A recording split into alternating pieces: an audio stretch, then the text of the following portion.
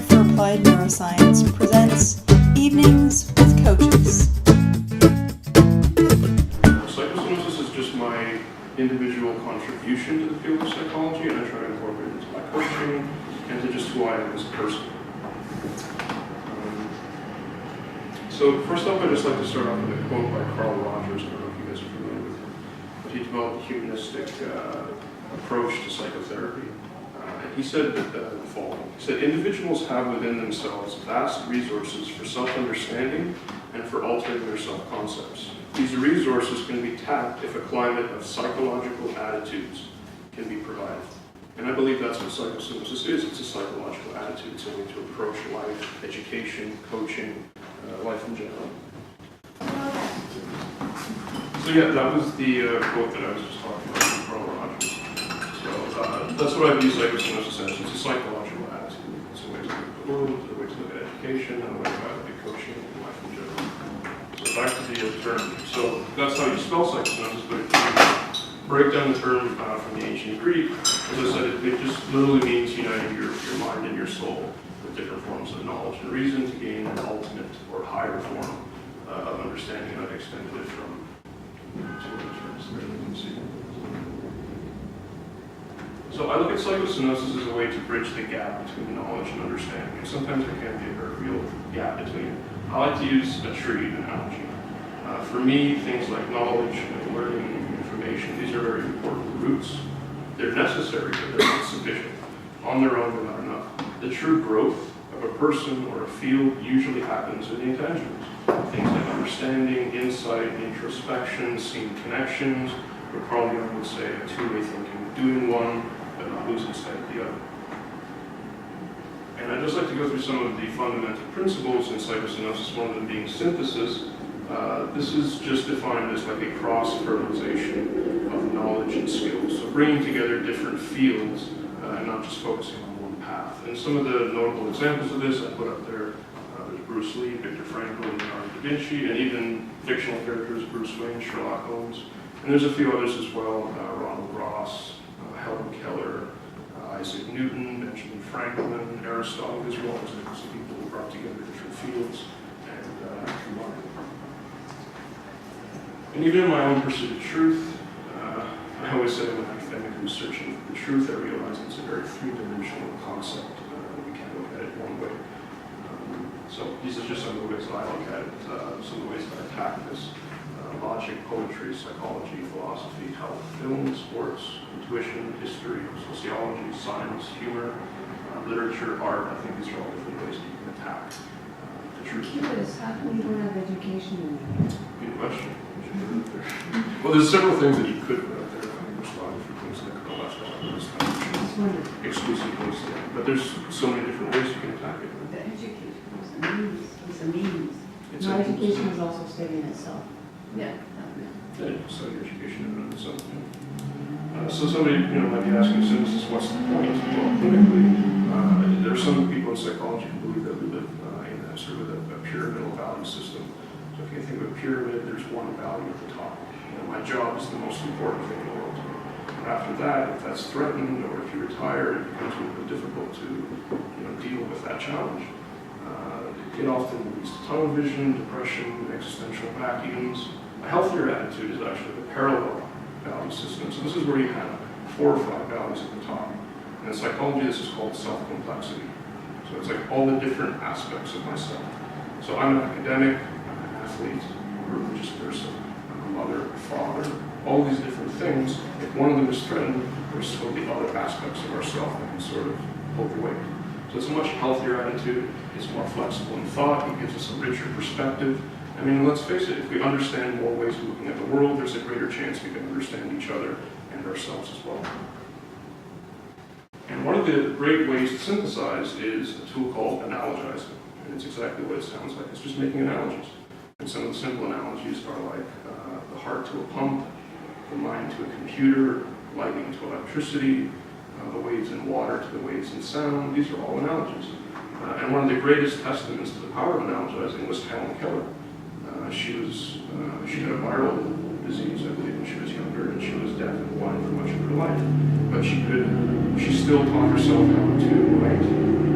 She she still taught herself how to speak. She learned several languages purely through Braille. She wrote some of the world's most beautiful poetry, and she herself in her writings credit that power to illuminate the unknown with this power of analogize. So she could use her other senses to paint the world that she could not see and she could not hear. It's a tremendous power this simple tool can give us. But to do it, we need, I believe, something that I like to call psychological flexibility. I just simply define that as putting on different shades to see the world. The principle itself was inspired by Bruce Lee, and he liked to use the analogy of water. In a famous interview from 1971, he advised us to be like water, to be flexible in thought. He said, water can flow or it can crash. If you put it into a cup, it becomes the cup.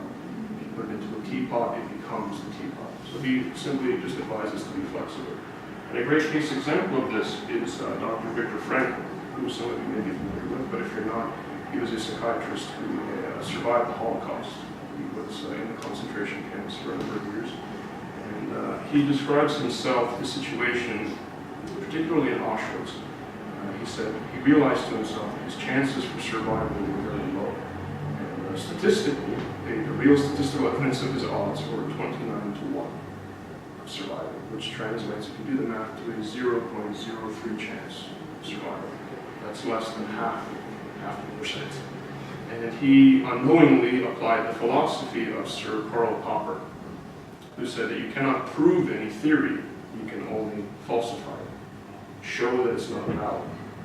He thought to himself, he says, there is nobody, despite these odds, who can guarantee me with 100% certainty and accuracy that I will be sent to the gas chambers within the next few days.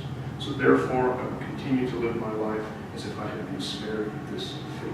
And it's really ironic because there's not too many philosophizing positions out there that he applied this seemingly different, unknowing piece of knowledge, but it helped him gain a higher understanding of himself and his capability to survive the next few days in important circumstances. Another aspect, which I think is one of the most important, is mindful learning. It's a bit difficult to define, but I define it as the difference between seeing and observing. A lot of us see these pieces of knowledge. We read different things, we come across different things, but how often do we actually observe them? And there's some research to show that this can eliminate the gender gap in terms of mathematical ability. It can help health. It can give us a richer perspective on things. It can help us develop more flexible thought. So I think this is an important aspect in developing an attitude like psychosynosis. And people have told me, both in coaching and outside, that what I do and what psychosynosis does for them is help find meaning in everyday life, which is ironically enough the main aspect of Viktor Frankl's therapy, which he called logotherapy. So he had a meaning-based therapy. And there's just a short quote that I'd like to share. It said, the whole of life is meaningful, and therefore every moment in life is meaningful. As the whole of life has meaning, every person is intended. Every person's situation offers unique meaning possibilities to be fulfilled. And that's what psychosynosis, that's how it looks at the world. Every single thing you come across has the potential for you to learn and to develop understanding, and not just gain knowledge, but develop understanding. So somebody might be asking, well, how do I do all of this? How do I go about this seemingly giant mountain of work? I always use the analogy of a tree, chopping it down bit by bit. That's how I approach my university work. There's not one student who can handle the giant load of work that they dump on you. So I would chop it down bit by bit, 10 pages at a time every day. It's like a tree. You can't knock it down with one swing, but if you chop it down bit by bit, sooner or later it's going to come. And I like to use also the example of Muhammad Ali, who's one of the greatest athletes, and he used the same thing. He was facing huge, big monsters, and he wasn't that big. He couldn't hit that hard. But one of his favorite sayings was, I'm going to swing like a butterfly, but I'm going to sting like a bee. And he would chop them down bit by bit, and sooner or later, those big guys fall, just like the tree. So you can take it step by step. And you can start with 30 minutes a day. When you go home today, just take 30 minutes and read a poem, listen to a piece of music, read a story, watch a film, think about a scene. 30 minutes a day, it's doable, and what you can do. The point is to do something good now. Or as Martin Luther King Jr. would say, if you can't fly, then run. If you can't run, then walk. If you can't walk, then crawl. whatever you do, you have to keep moving forward. And that's what life coaching and psychosynosis is all about. It's getting there, but getting there together. There's no hierarchy. We're getting there as a team, as a unit. No life coach in the world can show you the whole puzzle, because the truth is they can't see it themselves. Their job is to help you with a piece of the puzzle along the way and help you along your journey. Thank you very much for listening.